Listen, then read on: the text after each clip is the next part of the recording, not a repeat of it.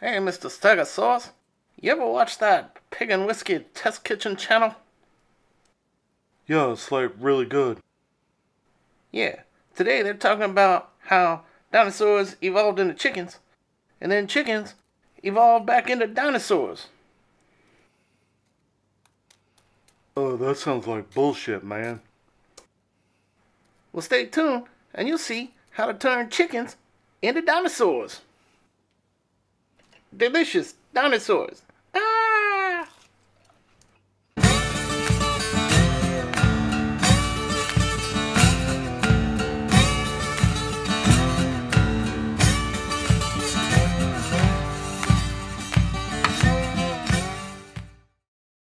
Welcome back to another episode of Pig and Whiskey Test Kitchen. Today we are finding a use for a bunch of leftover chicken thighs that I have. We are going to start by seasoning these and getting them ready for the smoker. Today we are using Little Louie's seasoned garlic salt.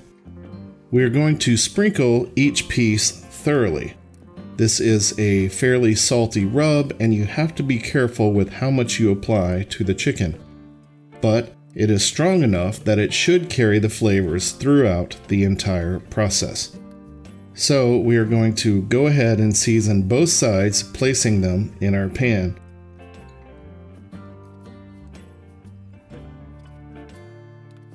And once we get those seasoned up, we are headed to the smoker. I'm assuming that you already lit your smoker and brought it up to 300 degrees. We're going to open the lid and throw in our wood chunks. Replace the grate and place our chicken on the grates around the outside edge, which is the coolest part of the grill. Go ahead and place them on, and if you need to fill up the entire grate, that is fine.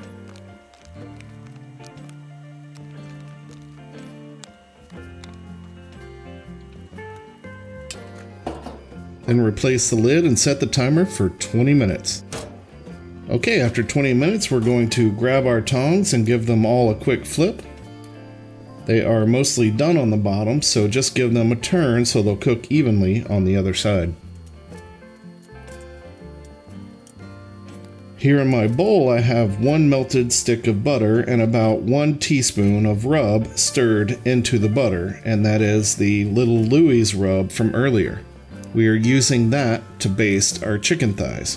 Since our chicken is skinless, the added fat from the butter will be a welcomed addition. Go ahead and baste those up, and before your smoker catches on fire, replace the lid and set your timer for 20 minutes. After 20 minutes, we're going to give them another turn and move them around. The more done pieces will go to the outside, and the less done pieces will go towards the middle. I didn't show it here, but I did another quick baste on them with the butter. And now I'm going to probe them and set my target temperature for 180 degrees. Once you reach 180, we will go ahead and remove the chicken from the drum. It should be most of the way done. All the pieces in the middle were temping at 180, which means the outside pieces would be temping at least 165. We're going to remove all of our chicken, put it in the pan, close the lid, and we'll head back inside. It is now the next day, and I chilled my chicken overnight because you wouldn't want to do this process while the chicken is still hot. So let's get started removing all the chicken from the bones and set the bones aside. We're going to save those bones because we will be making chicken stock. I have plenty of leftover chicken, so I planned on making a gumbo with the leftovers, and these bones will make a nice stock for said gumbo. Once you get all the chicken peeled from the bones, go ahead and place the bones back in the bag, and we're going to place those in the freezer until we have time to make our stock. Now, if you don't wish to do this process of cooking the chicken and you just happen to have leftover chicken from the last cook, then please feel free to use your leftover chicken for this recipe.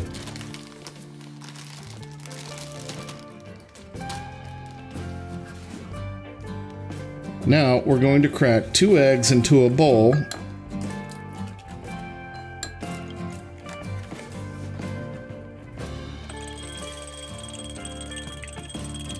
And then we're going to mix in approximately 1/4 cup of water and 1/4 cup of flour.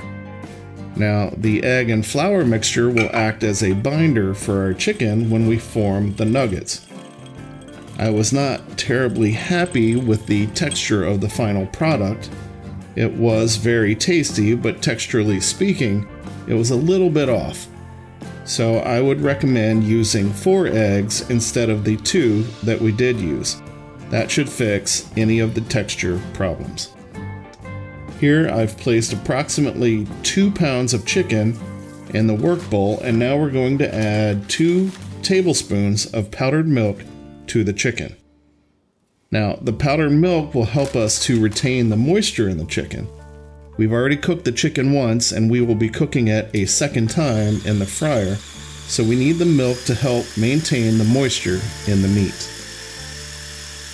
Once the chicken is thoroughly chopped, we are going to pour in our egg and flour mixture and continue to mix it until it forms a paste. If your mixture is still a little dry, you may add a little water to help the emulsification. You can add chicken stock instead of water, but I didn't have any and I felt that my chicken was already very flavorful, so I just use water instead. We've essentially created what you may have heard of in the news as mechanically separated chicken, also known as pink slime. It did not receive much positive press, but it is a product of the food industry, and that's basically what we've created here. We're going to line a pan with just a little bit of oil, just enough to lubricate the parchment paper, and stick the paper to the pan.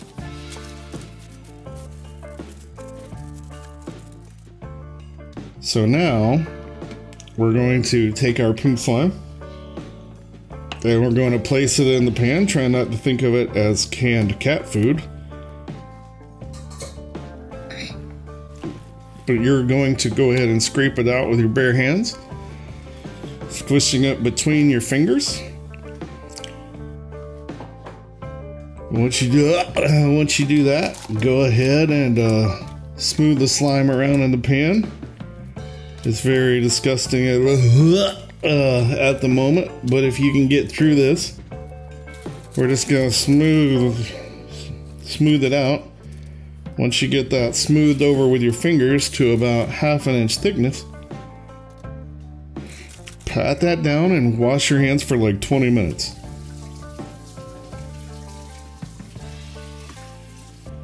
Then, using your spatula, you're going to smooth over the top, making sure that you have an even thickness of your chicken slime.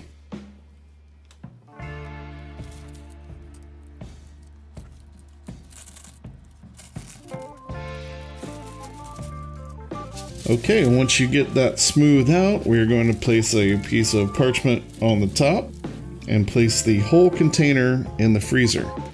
And in the freezer, we're going to let that chill for approximately 4 hours. I accidentally ran out of time and I let mine chill overnight, so the next day I had to let it thaw in the fridge for a couple hours to the point that I could easily cut through it with my cookie cutters.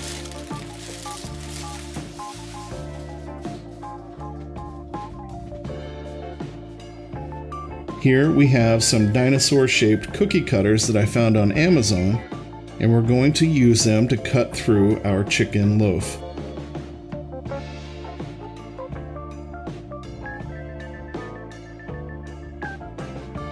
And then gently press them back out of the forms and place them to the side. Now you'll want to work quickly here as your loaf will begin to thaw, and it will become increasingly difficult to use the cutter.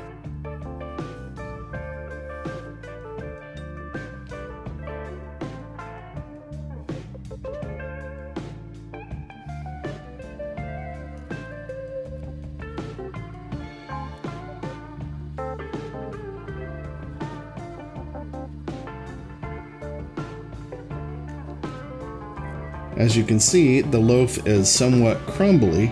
That is because it is frozen and breaks easily but also because there's not quite enough fat in the nuggets. They were fairly lean as we did not include any of the skin, and the butter did not actually soak into the meat. I think adding a couple pats of butter to the blender might have been beneficial, but hey, that's what experimenting is all about.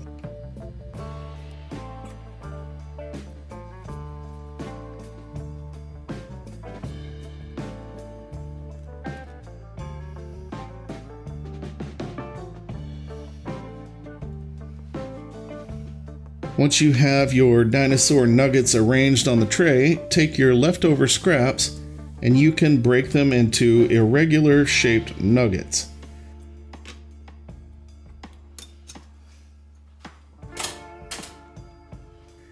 Take your tray, then place it back in the freezer until you are ready to fry your nuggets.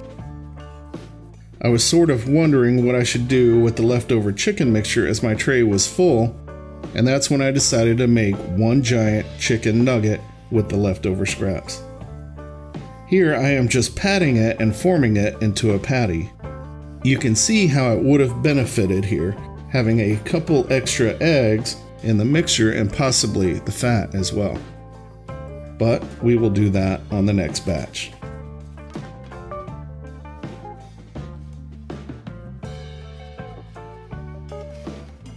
We are setting up our 3-part breading station.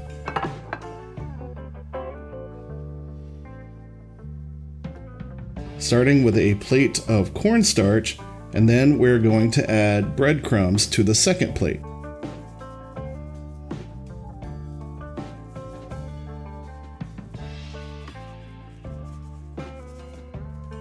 And we will season those breadcrumbs with a little bit of paprika, some kosher salt, and a little bit of fresh cracked black pepper.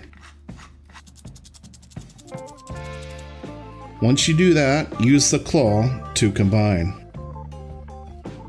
Just mix it around until it is thoroughly incorporated.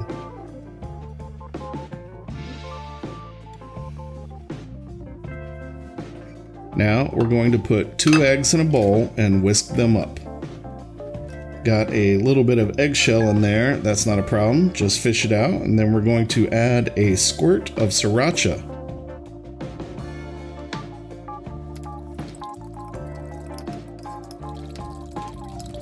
Once that is whisked together, we're going to dip our nuggets into the cornstarch, and then into the egg mixture, and then finally roll them in our breadcrumbs. Place them on a rack over a sheet pan to the side. Go ahead and coat as many as you would like. It's not a bad idea to go ahead and cook them all.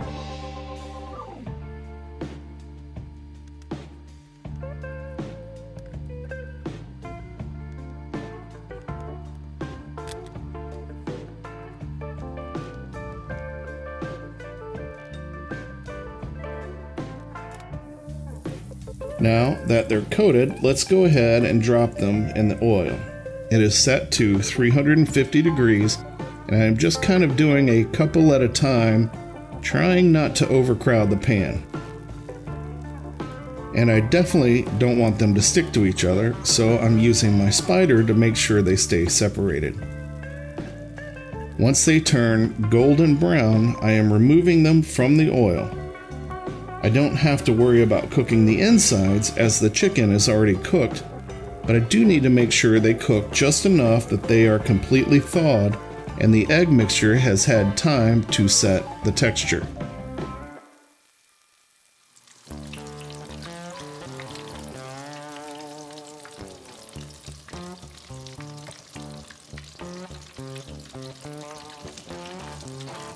Go ahead and remove those to a plate with a paper towel to drain off any excess oil. Then apply a little bit of kosher salt and you're ready to plate. But first, we're going to make a dipping sauce.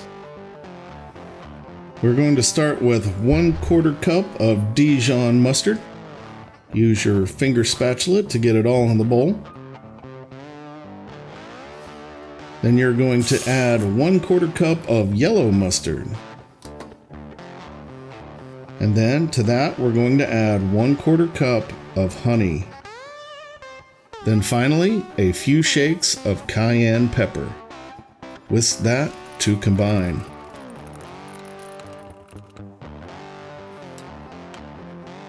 Now, let's plate our dinosaurs with our honey mustard sauce.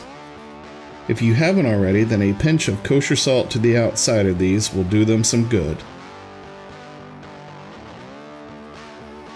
And here is the finished product.